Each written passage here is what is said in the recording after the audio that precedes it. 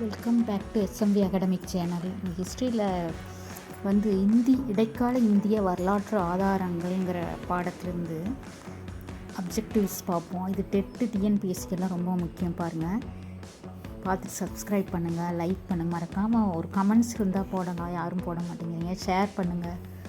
பின் இடைக்கால இந்திய வரலாற்று காலம் எது அப்படின்னு பார்த்தீங்கன்னா, கிபி 1200 முதல் கிபி 1700 வரை. கடந்த கால வரலாற்றை அறிய உதவும் முதல் நிலை சான்றுகள் கல்வெட்டுகள், செப்பு பட்டயங்கள், நினைவு சின்னங்கள், நாணயங்கள். இரண்டாம் நிலை சான்று அல்லாதது எது? நாணயங்கள். இரண்டாம் நிலை சான்று அல்லாதது எது? இலக்கியங்கள், நாணயங்கள், பயணக்குறிப்புகள், நிகழ்வு பகுதிகள். இதில் பார்த்திங்கன்னா நாணயங்கள். உத்திரமேரூர் கல்வெட்டுகளில் இருந்து அறியப்படும் தகவல் என்ன? கிராம நிர்வாகம். கிராம நிர்வாகம். எவற்றிற்கு வழங்கப்பட்ட நிலக்கொடைகள் சாலபோகம் எனப்படுகிறது? சமண சமய நிறுவனங்கள். சமண சமய நிறுவனங்களுக்கு கொடையாக வழங்கப்பட்ட நிலங்கள் எவ்வாறு பெயரிடப்படுகிறது? பள்ளிச்சந்தம். பள்ளிச்சந்தம். ஹஜுராகோ கோயில் எந்த மாநிலத்தில் அமைந்துள்ளது? மத்திய பிரதேசம். அபு குன்று கோயில்கள் ராஜஸ்தானில் எந்த பகுதியில் காணப்படுகிறது? தில்வாரா.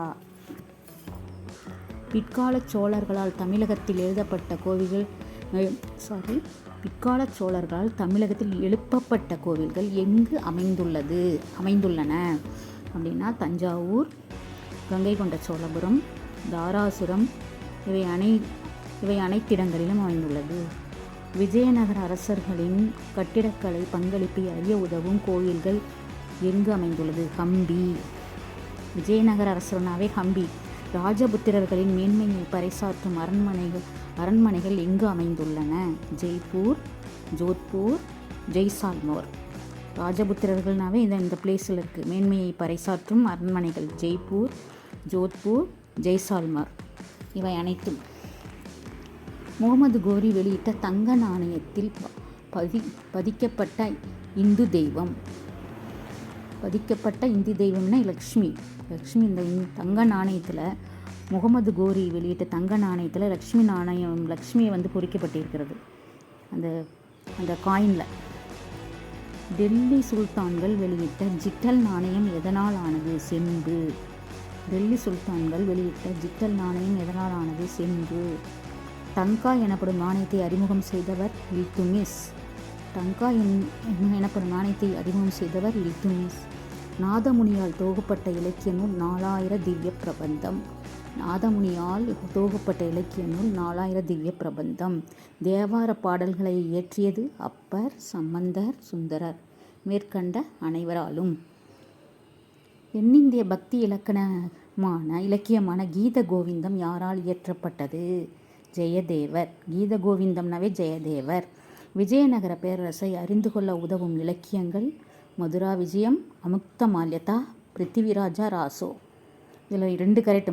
மதுரா விஜயம், அமுக்த மால்யதா தான் விஜயநகர பேரரசு அறிந்து கொள்கிற இலக்கியங்கள். கிருஷ்ண தேவராயரால் இயற்றப்பட்டது அமுக்த மால்யதா. அமுக்த மால்யதா. இஸ்லாமுக்கு முந்திய காலம் குறித்து அறிய உதவும் நூலான ராஜதரங்கிணி யாரால் எழுதப்பட்டது? கல்ஹனார். ராஜதரங்கினாவே கல்ஹனார். முகமது கோரியின் இந்திய படையெடுப்பை அறிய உதவும் நூல் தபகத் இ நசிரி. தபகத் இ நசிரி.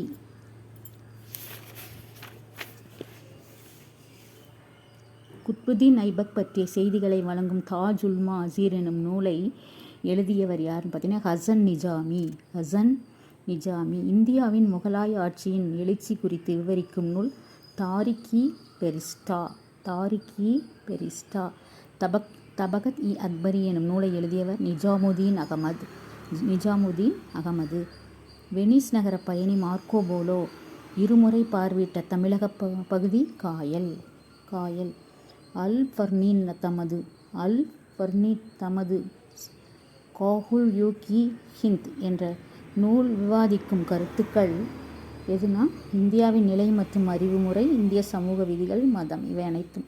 யாருடைய பயண நூல்? ரிக்லா என்பதாகும். இபன் பதுவா. இங்கிலீஷில் இபின் படுடான்னு வரும். இது இபன் பதுவா.